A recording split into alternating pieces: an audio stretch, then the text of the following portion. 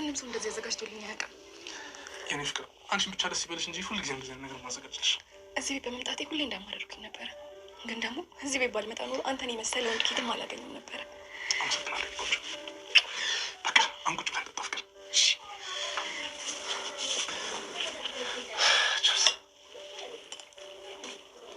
አንድ ጊዜ ግን በጣም እወድሃለሁ።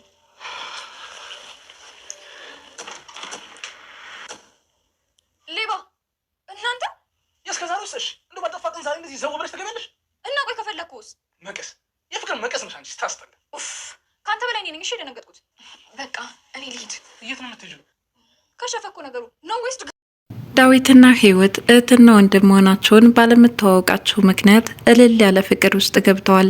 ዛሬ ላይ ዳዊት ከወትሮ በተለየ አበባዎችና ወይኒ በማዘጋጀት ሰርፕራይዝ አድርጓታል።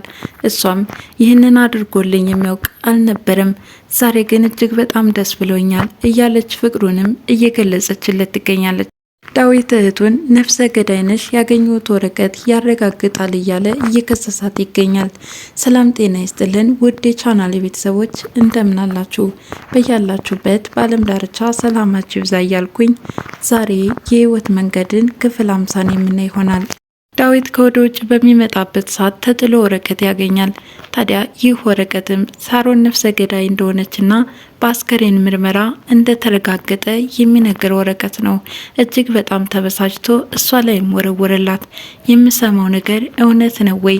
መርከቡ የሚባል ሰው ገድለሻል ወይ? ይላታል። ሳሮንም እየተርበተበተች ድርጊቱን እሷ እንዳልፈጸመችውና የስራ ባልደረባዋ እንዳደረገው እየነገረችው ነበር።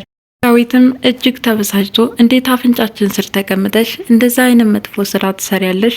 እመኚኝ እውነታውን ላረጋግጥና ወደ ፖሊስ ወስጄ ነው አንጠልጥዬ የምሰጥሽ እያላት ነው። ሳሮንም ምንም አይነት ከድርጊቱ እንደሌለችበት ሸምጥታ እየካደች ነው። ታዲያ እመኚኝ እውነታውን የደረስኩበት ሰዓት ለእናቴ ነው የምነግርልሽ እያላት ነው። እሷም ሌላውን ሁሉ ብትፈድለኝ እናቴን ግን እንድትነጥቀኝ አልፈቅድልህም፣ የሳሚያንሶኝ አንተም ተጨመርክ እያለች በጩኸት ማሽር እያቀለጠች ነው። ዳዊትም እንዴት ስትሰሩ ያልከበደሽ እማዬ ስትሰማው ሊከብድሽ ቻለ እያላት ነው። በዚህ ሁኔታም የእህትና የወንድም ጭቅጭቃቸው ቀጠለ። ታዲያ የሳሮን ክፋት የታወቀባትና አሁን ላይ ቤት ውስጥ ባይታወር የሆነችው ሳሮንም ወረቀቱን ይዛ ልትነሳ ስትል ይህ ወረቀትማ ልሰጥሽ አልችልም ከኔ ነው የሚቆየው ይልና ወረቀቱን ይቀማታል። እሷም ተነስታ ወደ ክፍል ትገባለች። ሚኪ ሳሮንና ዳዊት ሲጨቃጨቁበት ስለቆዩበት ጉዳይ ሲከታተላቸው ቆይቷል። ታዲያ የምን ወረቀት ነው በማለት ዳዊትንም ጠይቆት ነበር። ዳዊት ምንም አይደል ብቻ በጥንቃቄ መቀመጥ ያለበት ወረቀት ነው በማለት ስለ ወረቀቱ ምንነት ሳይገልጽለት ወደ ክፍል ይዞት ገብቷል።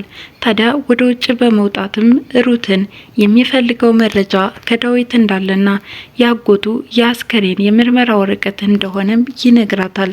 እንዴት ዳዊት ሊያገኘው ቻለ? ሚኪም በበኩሉ ብቻ የምፈልገው መረጃ ከሱ እንደሆነ አረጋግጫለሁ፣ ከኔ ደግሞ አንቺ ስለምትቀርቡ እንደምንም አባብለሽ ተቀበይልኝ እያላት ነበር። ሩትም ይህንን መረጃ ከዳዊት መቀበል ቀላል እንዳልሆነ እንዲሁም ዳዊት መረጃውን በጥንቃቄ እንደሚያስቀምጠው ትነግረዋለች። ደግሞ ይሄ በቂ አይሆንህም አለችው። ብቻ ይህንን አምጭልኝና ሌላውን ይደረስበታል። አንቺ የምትፈልጊው ሳሮን እንድትታሰር አይደለ? ስለዚህ ቶሎ ብለሽ ልትተባበርኝ ይገባል እያላት ነው። እኔ ህፃናቶችን ማስፈታት እፈልጋለሁ። እሱ በኋላ ይደርሳል። የግድ ፖሊሶቹ ሲያናዝዟት ራሷ ትለፈልፋለች። ብቻ አሁን የሚቀድመውን ከዳዊት ያለውን መረጃ እንደምንም አድርገሽ ተቀበይልኝ እያላት ነው። ሚኪም እሷን ሳያማክር ምንም ነገር ማድረግ እንደሌለበትና እንዲሁም ሳሮን ክፉ ስለሆነች ራሱን እንዲጠብቅም አስጠነቀቀችው። ታዲያ በንግግራቸው መካከል ሚኪ የተለመደ ጥያቄውን ፍቅራችንን የተጀመረውን እናስቀጥል የሚለው ጥያቄው ነው። ሩትም ምንም አይነት ፍቅርም ሆነ ትውውቅ እንደሌላቸው እንዳያስጠረጥርባት እያስጠነቀቀችው ነበረ።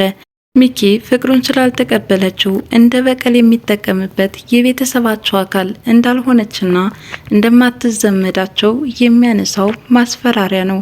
ታዲያ እሷም የመጣውበትን ዓላማ ረስተኸዋል መሰል አለች። ሚኪም ፍቅር ይዞሽ ያውቃል በማለት ጥያቄውን አስከትሎ ነበር። ሩትም ለዚህ ጥያቄው ከመመለስ ይልቅ ጥላ መሄድ ተገዳለች።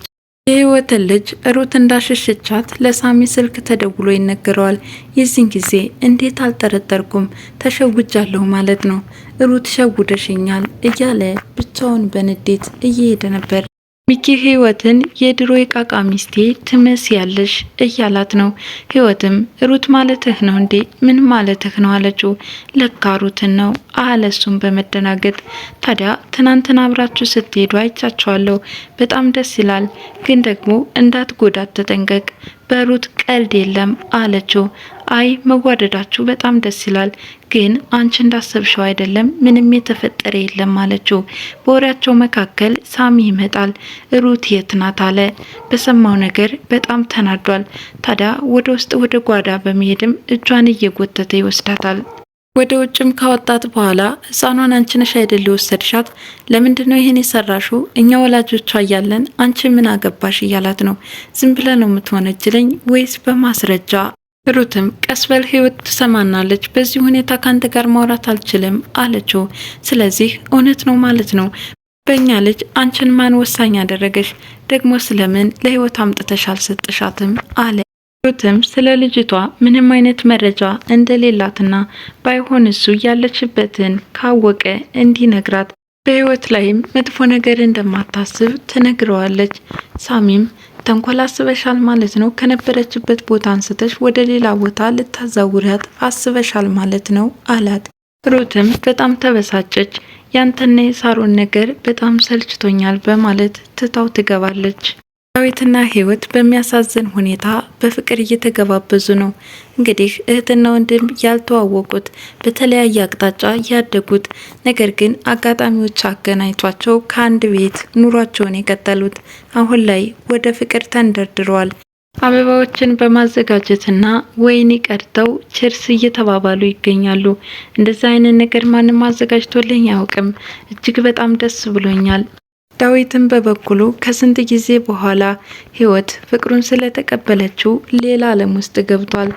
የቀረበውን ወይን እየተጎነጩም ፍቅራቸውን እየተገላለጹ ነው። ሊሳሳሙ ሲሉ ግን ሩት ደርሳለች። ሩት ባየችው ነገር በጣም ተደናግጣለች። የፍቅር መቀስ ለምን መጣሽ እያለ ነው በድንጋጤ። ህይወትም በበኩሏ እንደዚሁ የአፍረት ስሜት ተሰምቷታል። ታዲያ ከናንተ በላይ እኔ ነኝ የደነገጥኩት አለች ሩትም።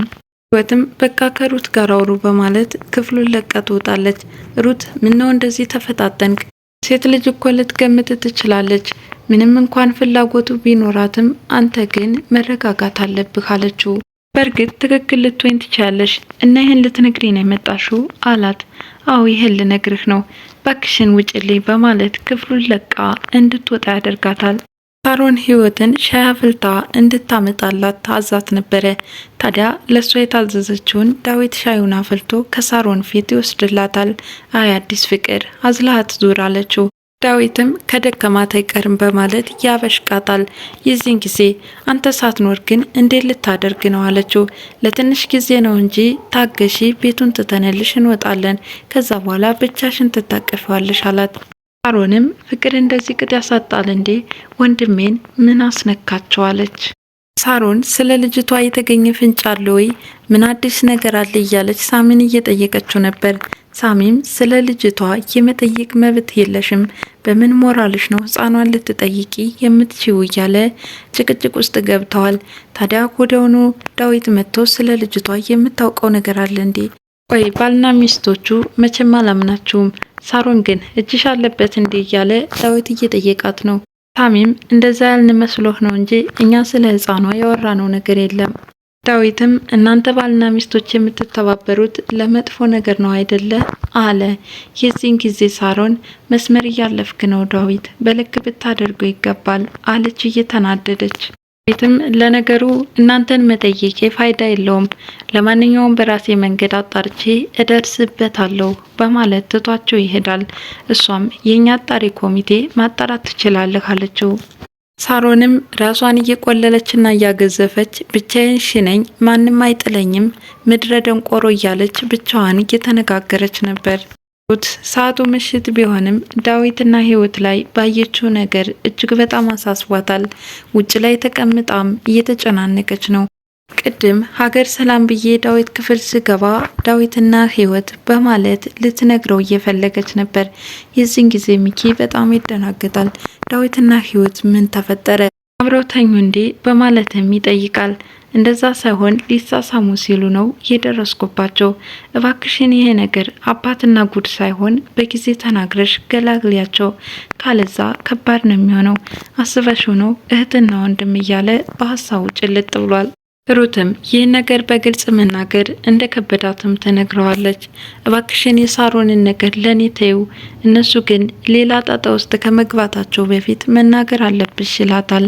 የዚህን ጊዜ እኔ አስጠንቅቄዋለሁ፣ እባክህ ለምንም ነገር አትቸኩል በማለት ዳዊትንም እንዳስጠነቀቀችው ተነግረዋለች። ይህ ነገር ዛሬ ባይፈጠር ነገ ላለመፈጠሩ ምን ማስተማመኛ አለ? በቃ የወረቀቱን ነገር እኔ ራሴ ጨርሳለሁኝ። የዳዊትና የህይወት ነገር ግን በጣም እየሰቀጠጠኝ ነው ይላታል። የሚያባብስብኝ እንጂ የሚያግዘኝ የለም። አሁን አየር መቀበል አለብኝ። በጣም ተጨናንቅ ያለው በማለት ወደ ውጭ ልትወጣ ስትል እኔም አብሬሽ እወጣለሁ አላት። እሷም በዚህ ሀሳብህ እንዳትከተለኝ ብትለውም እሷ ስትሄድ ከኋላ እየተከተላት ነበር ሚኪ። ሳሮንም የተለመደ ስልኳን እያወራች ነው። አሁን የያዘችው ሴም ምንም ማስተማመኛ እንደሌላትና በሌላኛው ሴም እንዲላክላት እየነገረችው ነው። ታዲያ ወዲያውኑ አውርታ ስልኳን ጠረጴዛ ላይ አስቀምጣው ወጣለች። ሚኪ መጣና የተላከውን ሜሴጅ እየፈተሸና ወደ ስልኩ ለመላክ እየሞከረ ባለበት ሰዓት ሳሚ ይመጣበታል። ሚኪም እንደ መደናገጥ ይላል። ምን እያደረክ ነው አለው። አይ ምንም፣ የሳሮን ስልክ ላይ ስለተደወለ ለሷ ስልክ ላቀብላት ስል ነው የመጣው አለ። ሳሮንም ስልክ እንደተደወለባትና ሊሰጣት እንደሆነ ይነግራታል። ችግር የለም ይልቁንስ ይህን ሴም አስገባልኝ አለችው። ሳሚ ከሳሮን የስራ ቦታ ሄዶ ነበረ። ያየው ነገር አላስደሰተውም። የስራ ባልደረቦችሽ በጣም ፈጣንና ቀልጣፋ ናቸው፣ ነገር ግን ብዙ ያላስደሰተኝ ነገር አለና ምን አለ ብትተይው አላት። ስራ የሌለው ባሌ ስራዬን ተይዋለኝ እያለች እየተደበች ነበረ። ሚኪ ከሳሮን የላከውን ሜሴጅ እየተመለከተ ሳለ ሳሚ መጥቶ እሺ ጎረምሳው ከሳሮን ምንድን የወሰድከው እያለ እየጠየቀ ነበር።